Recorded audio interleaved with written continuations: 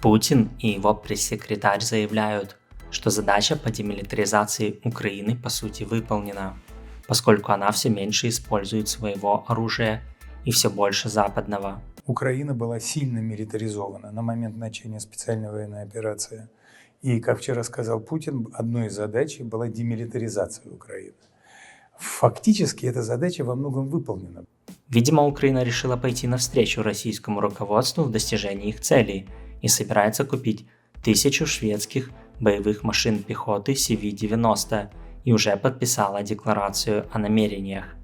Напомню, что БМП CV-90 считаются одной из лучших в мире. Их броня выдерживает снаряды 30 мм. Таким образом, она непробиваемая для советских и российских БМП. В то же время ее 40-мм пушка пробивает в любых проекциях любые российские БМП и БТР. Воздух. Сегодня ночью Россия совершила очередной удар по Украине с использованием дронов «Камикадзе» «Шахед-136». Заявляется, что 32 из 35 выпущенных БПЛА удалось перехватить. Также россияне нанесли удар по Запорожской области с помощью комплексов С-300 в режиме «Земля-Земля». Всего было выпущено 7 ракет. Восток.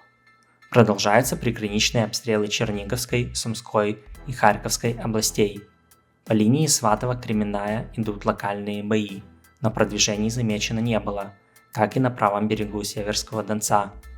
В районе Бахмута зафиксировано незначительное продвижение украинских войск на севере от города, где бои идут в Берховке с целью перерезания трассы М-03, что может вынудить россиян отступить из Дубово-Васильевки. На юге от Бахмута бои идут вблизи Курдюмовки. Дальше ожесточенные бои в районе Авдеевки. Тут украинским войскам удалось потеснить россиян в Веселом на севере, после чего россияне бросили резервы и атакуют с использованием танков и бронетехники со стороны Каменки и Крутой Балки. Также бои не утихают в Марьинке. Юг. Появились спутниковые снимки уничтоженного ранее российского склада в селе Рыковы Херсонской области. Судя по кадрам повреждений, склад был довольно большой, и россияне тут потеряли большое количество боеприпасов.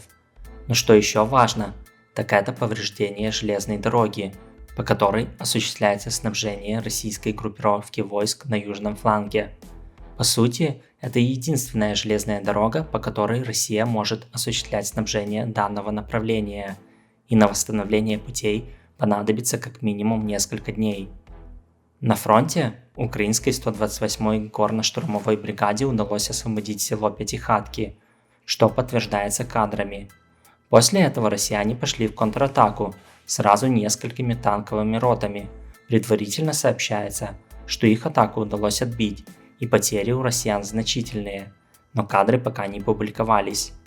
По остальным участкам фронта сообщается о боях, но без продвижений.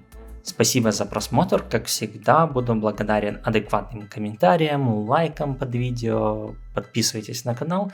Также можете поддерживать его финансово, становясь спонсором на YouTube и Patreon.